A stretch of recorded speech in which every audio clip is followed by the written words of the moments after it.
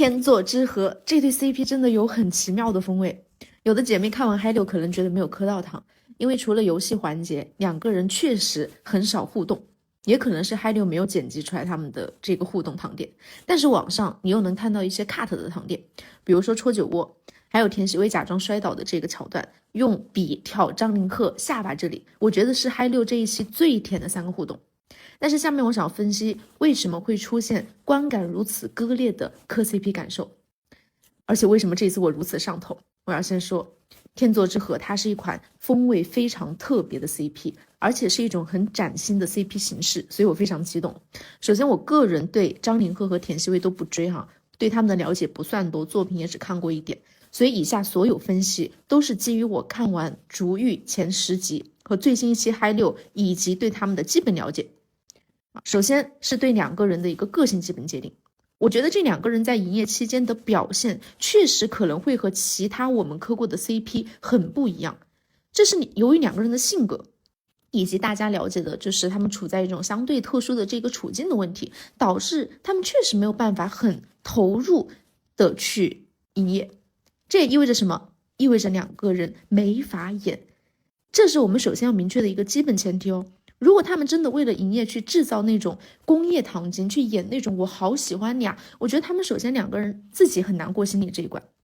其次是这两个人的一个人物性格，我主观分析认为呢，他们都是属于高自尊的类型。当然他们高自尊的来源可能不太一样。嘉伟这个人，我的理解是这个人他从小到大就帅，备受关注，再加上他的真人秀表现应该看得出来，他是那种有帅哥包袱的类型。俗话说就这个人有点硬，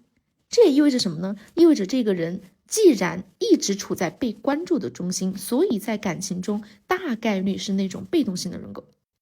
不会太主动的向异性示好。这也是为什么这个金靖跟他的化学反应特别足，因为金靖是强进攻的类型。我们再说田曦薇，她的高自尊不是来自于她作为美女的身份，就是很纯粹的一种女性独立自主的强主体性表现。也就是说他可能不太愿意在异性面前暴露特别脆弱的一面，这是我们对两个人人物的一个基本介绍。所以大家现在可以看到啊，不管是人物性格也好，还是他们可能因为经纪人的关系、粉丝的关系，导致这两个人没办法像我们之前磕到的 CP 一样营业的特别卖力，所以就可能会出现一种尬尬的感觉，所谓的距离感、疏离感，这个是主客观因素决定的。但是重点来了，下面要分析好磕的地方在哪？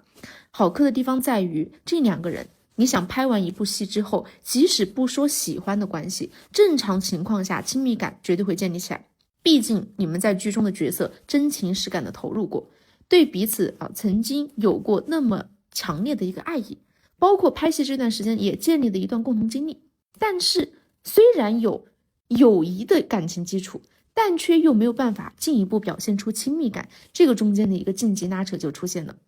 那我们再说回那3个互动为什么那么好磕哈？那3个画面大家其实可以回忆一下，糖点都不出现在原本应该出现的位置。比如说挑下巴，其实只是一个很普通的互画肖像画的环节，包括小田摔倒那个地方原本都没有两方肢体接触。那么原本应该可以卖的地方出现在哪？比如吹食物到对方嘴里，其实那个部分很明显，节目希望营造出两个人不小心嘴巴互相碰到，对不对？但是你看啊，小田在每一次食物荡回来，就是会荡到嘴巴。这个时候如果被张凌赫又吃到碰到，它算是一种间接接吻的形式，这是一个卖点。但这个时候小田她表现出一个特点，她本来是一个好胜心很强的女孩但当时小田表现得很害羞甚至背过身去，就很不自然。他意识到了这个环节想让他们卖的那个点，但他并没有很愿意去迎合。所以我说我们能看到的糖都不是他们刻意营造出来的，那意味着什么？意味着能看到的糖就是真糖这是我们的第一个前提。第二个，还有一个可以卖的地方是他们背后比划猜字的那个环节，因为那个环节它有肢体接触，但是你可以回头看一下两个人的表现第一个，小田全程非常僵硬，其实我觉得可能跟那种位置也有关系就是雪晴其实有点僵硬，女孩子处在那样的姿势，她确实会有点不自然。但是我们说两个人是来剧宣的，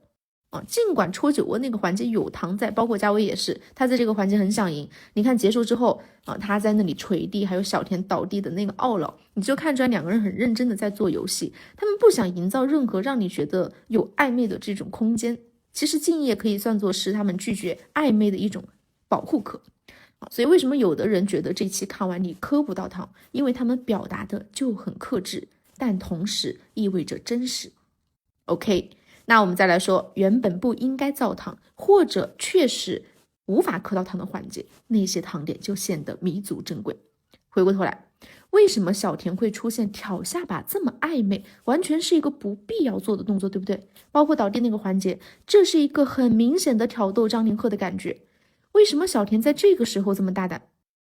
很简单，这两种人物性格什么时候才可能突破原本的后障壁，向对方迈一步？划重点来了，答案是他们只有在没有被硬性要求卖的环节，但是又被设定为完成任务的环节，在他们可以自由发挥的时候。大家要注意这个设定，它非常有局限性。第一个，他们不能是本人自然的状态出现。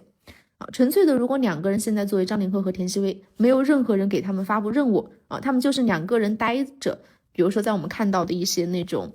可能平台的那种晚会上，他们中间就像隔着一层厚厚的障壁，这意味着两个人要破冰，必须有外来因素介入，但这个外来因素又不能目的性太强说有镜头对着你们，你们现在要表现出很喜欢对方，表现不了。所以在这么苛刻的条件下，糖点出现的瞬间就很巧妙在这里我想引用一句话，叫凡人秩序外的一瞬间，那是爱意产生的时候。所以你看小田挑这个张凌赫下巴那里，糖点能出现是在于我现在被设定在要求给你画肖像，但这个环节它其实并没有很刻意，对不对特别是小田做出这个动作后，两个人的反应很有意思。因为这个行为其实张凌赫那个时候意识到也好所以他看向了这个小田，那个笑很有意思，这个行为他是越界的，但他进可攻退可守，往前一步是暧昧，往后一步是我在画画，我在完成任务所以我们就说伟大的暧昧期最好磕。还有倒地那里也有设定，就像何老师说的，小田你这个时候你可以表现为故意输掉，我们就可以听到张凌赫的秘密了。所以这也不是我本人自发的，是我被要求做的，我在被要求做但不是可以造糖的环节，我才可以借着这个设定大胆一点这不是我主动的行为，这是这个环节他要求我的这个行为。所以大家懂这个很微妙那个很好磕的点没有？我愿意称他们为内娱的罗密欧与朱丽叶类型的 CP， 而且这是头一对这种类型的 CP。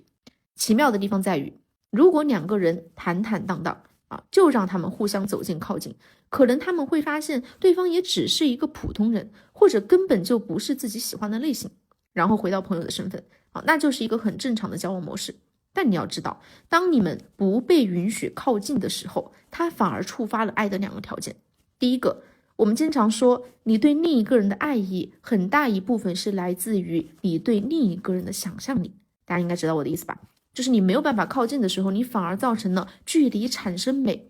其次就是人的一种叛逆心理，就像你上学的时候，家长跟老师一直提防你跟班里的另一个异性，害怕你俩谈恋爱，可能你们俩原本没什么，但他们越提防，那个人在你这里反而变得越特别，你会开始关注他这个时候的感情就会变得非常微妙，就像是锅盖闷的水蒸气一样，得不到释放就发酵再发酵。所以他们两个人的这个微妙距离感包含着不可控的亲近感。我们磕这对 CP 为什么好磕？我再重复一遍，我们磕的是微妙距离中透露出的亲密感。好，我们磕的是两个人人为克制中失神的那一秒的瞬间。以上都是本人主观臆断，请大家多多支持注意，记得点赞关注哦。